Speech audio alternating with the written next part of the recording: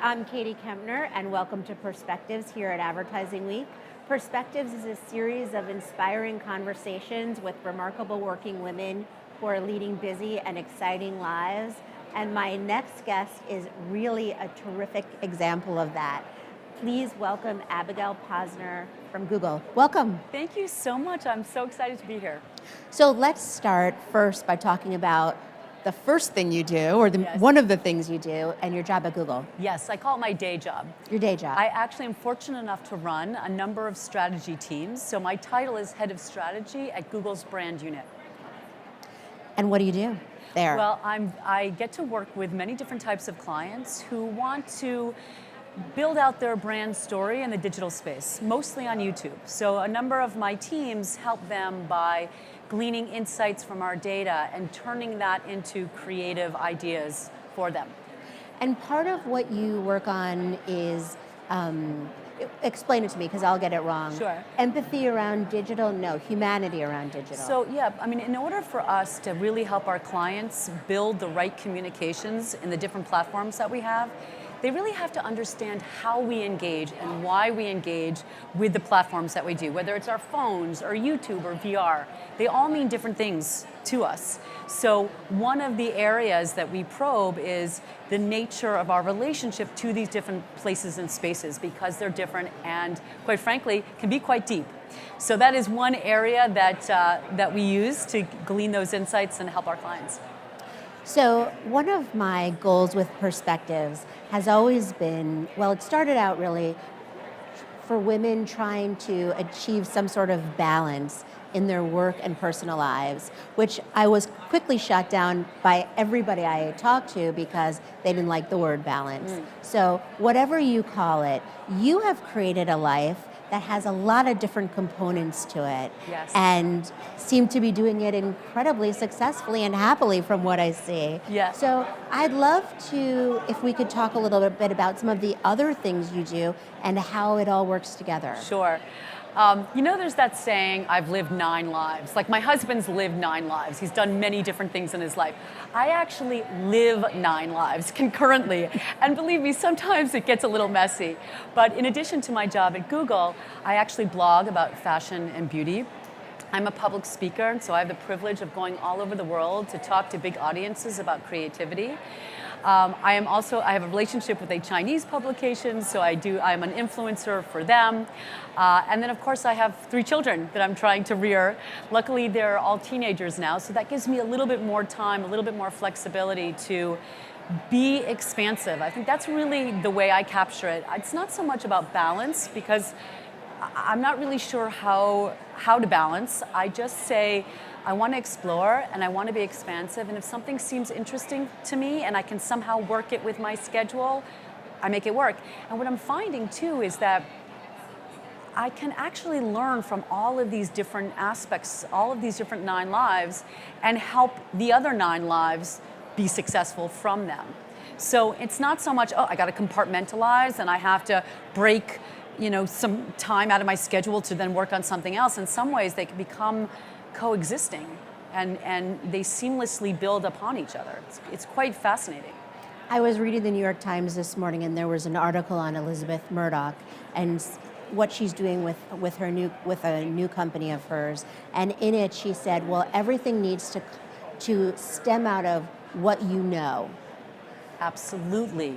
And a lot of times women don't, everybody, but I like to focus these conversations more specifically on women, they don't even really realize what they know until they step back and think about it. Absolutely. And they don't necessarily know that they can leverage all these different aspects of their lives. I'll give you another example. So another one of my 9 lives is that I raised my family modern Orthodox.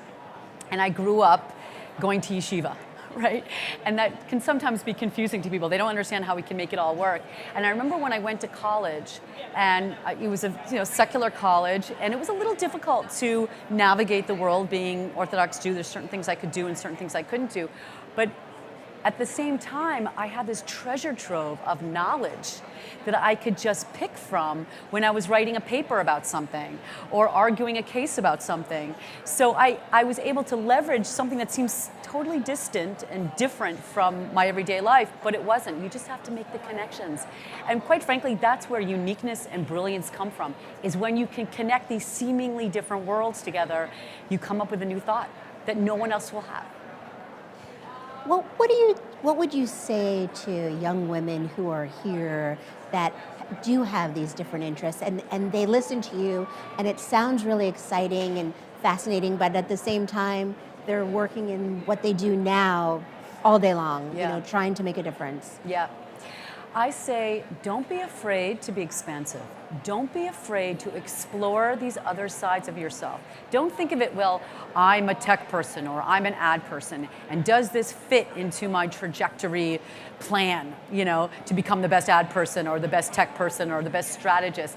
Think about what is interesting to you, because if it's interesting to you, somewhere in the back of your brain, there's going to be a connection made. And not only will you find that exciting and something else to do and refresh your brain, but you'll probably be able to tap it, leverage it for your day job, and turn you into something that is not only happier, because you're leveraging something you love, but you'll turn you into somebody more interesting, much more of a thought leader. So just be open. Don't worry if you don't really know the connection yet, try it. Look, we can't try everything. We only have 24 hours in a day. So of course you sometimes have to say no. But if it's calling out to you and the stars are aligned, try it. You'll never know what'll happen. So is that what motivates you to try all these different things? I think I have a superiority complex. I think I feel like I've got to make some imprint in this world. And I want to do it uniquely, and I want to be able to share that enthusiasm that I have for all these different aspects of my life with others. And so if I don't open myself up to opportunity, how will I even know? And there's so many times in my life where I said, I'm not going to do that speech, or I don't want to meet those people, or who's going to be there at that party? Well, it turns out amazing people, and I had amazing experiences, and they have changed me and turned me into the woman I am today. So I just feel like you have to go with that gut feeling and try it. And say yes. And say yes, exactly. And don't feel like you have to fit into some box or some kind of clear line trajectory of where you're supposed to be in 5 years. You just don't know. So do you have a plan? Do you think about where you want to be in 5 years? I don't have a name for it, and if I did, that wouldn't be good, because I want to create something new.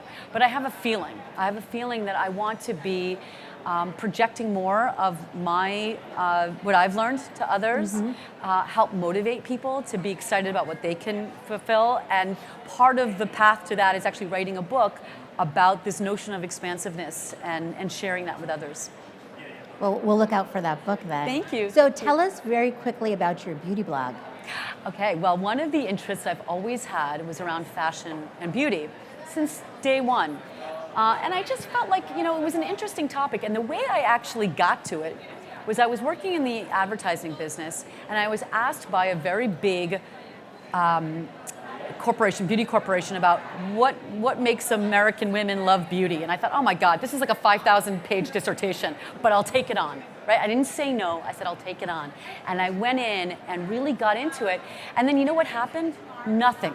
Like nobody took advantage of this thinking. And I said, okay, I'm turning this into a blog. I had such deep feeling around what I had studied and learned, and it's such a intense topic. It never goes out of style. Everyone thinks about beauty for better or for worse, and I really wanted to probe that and share my feelings about that. And then finally, I felt like in our culture, especially among educated, successful women, we have a conflict around beauty, because we think, well, smart people, can they really be beautiful? Should they care about beauty? And my motto is, beauty is beautiful.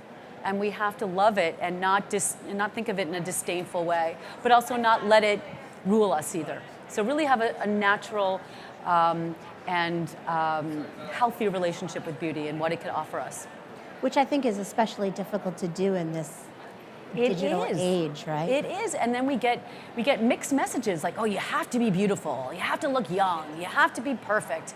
Look at, we're in the Instagram age. On the other hand, you hear, well, you shouldn't care about beauty, right? That makes you somehow Shallow. vain and shallow.